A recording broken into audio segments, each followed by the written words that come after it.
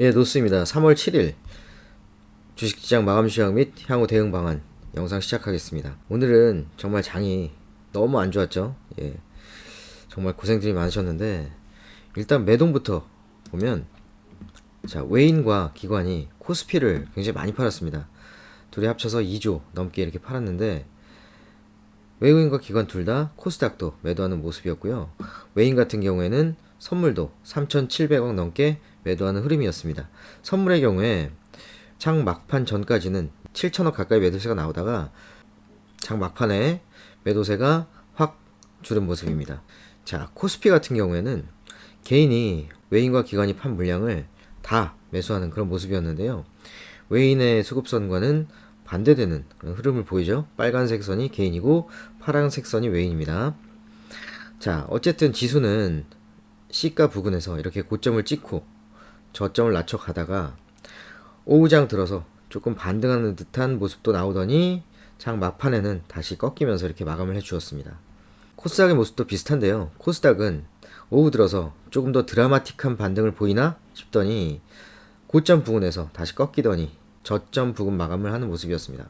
코스닥도 마찬가지로 빨간색 개인의 수급선과 파란색 외인의 수급선이 완전히 반대되는 흐름을 보였습니다.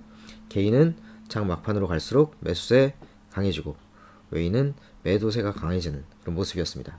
그래서 결국 코스피는 마이너스 2.29% 급락 마감이고요. 코스닥도 마이너스 2.16% 급락 마감을 했습니다. 코스피가 낙폭이 조금 더 강하죠. 코스피의 매도세가 메이저 매도세가 올린 부분 아까 확인하실 수 있었고요. 금일 미국 선물은 시간 외로 이렇게 마이너스 1.5% 내외 하락 흐름을 보였는데요. 그래서 이렇게 아시아 증시는 전체적으로 급락세입니다. 오늘은 장중에 원달러 환율도 1% 넘게 급등을 하고 그래서 1227원을 돌파하는 모습을 보여줬죠. 유가 같은 경우에 WTI 기준 125불을 돌파, 급등하는 흐름을 보였습니다. 오늘의 증시의 하락 원인은 일단은 문제가 제일 큰 문제는 유가의 급등이라고 할 수 있겠는데요. 그래서 금일 수급 관심주로 잡힌 종목들도 특징을 보시면 거의 다 지금 자 삼성 엔지니어링, 페노션, 현대미포조선, 삼성중공업 그리고 쭉 내려가서 뭐 대한해운 전부 다 대부분이 전부 다는 아니지만 조선주가 이렇게 줄을 이루는 모습 그리고 오늘같이 이렇게 안 좋은 장에서도 상승세를 유지하는 흐름을 보였습니다. 아무래도 유가가 계속 높아지면 조선 발주가 늘어나는 부분이 또 있거든요. 그리고 쌍용 C&E 같은 경우에는 시멘트, 뭐 건설, 또 해운 사업도 하고 있는 회사인데요. 이거는 뭐 대선 이후에 어떤 정책 방향과 관련이 있지 않나 생각이 듭니다. 그리고 YG 엔터테인먼트, 엔터주는 관심을 좀 갖고 보시라 말씀을 드린 부분이 있고요.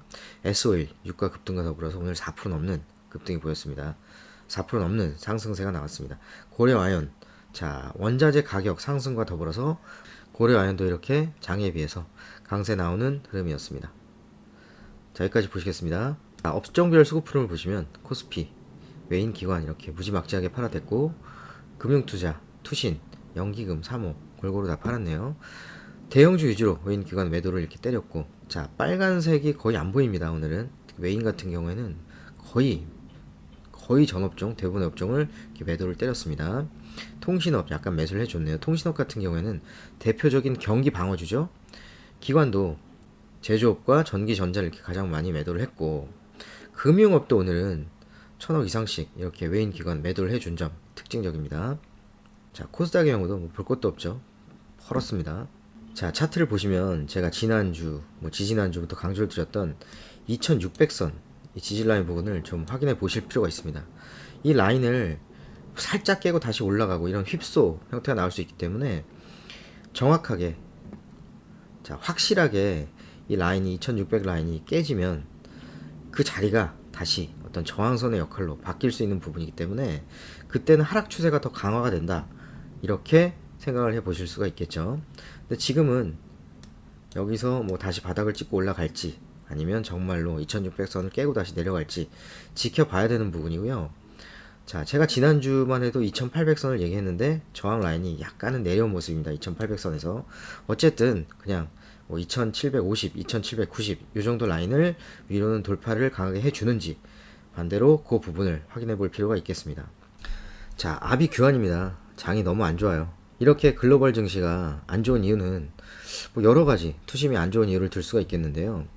일단은 3월 15, 16일 양일간 미국에서 FOMC 회의가 또 열립니다. 그래서 연준 위원들이 이제 그때까지는 어떠한 발언도 공식적으로 하면 안 되는 그런 기간에 돌입을 또 했고요.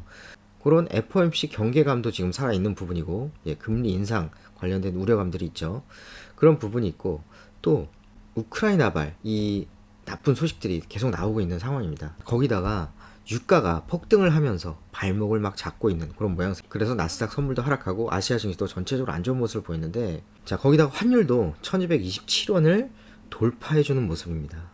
자산시장 불안이 상당히 심각한 상황이라고 할 수가 있겠습니다. 어쨌거나 지금은 매도 대응하는 게 뭐 현명한 것 같고, 또 투매에 가까운 어떤 폭락세도 나오고 있는 부분이 있습니다. 하지만 이럴 때 제가 뭐라고 말씀드렸죠? 항상 대중의 심리와는 반대로 한번 고민을 해보는 게 오히려 현명할 때가 많다. 남들이 막 신나고 막 장이 올라서 기뻐하고 막 이럴 때는 오히려 고점일 때가 있고, 또 대중들이 어떤 과도한 불안감에 휩싸일 때는 오히려 그때가 지나고 나면 오히려 그때 조금씩 그래도 매수해봐도 되는 시점이었구나, 이런 경우들이 많다고 말이죠.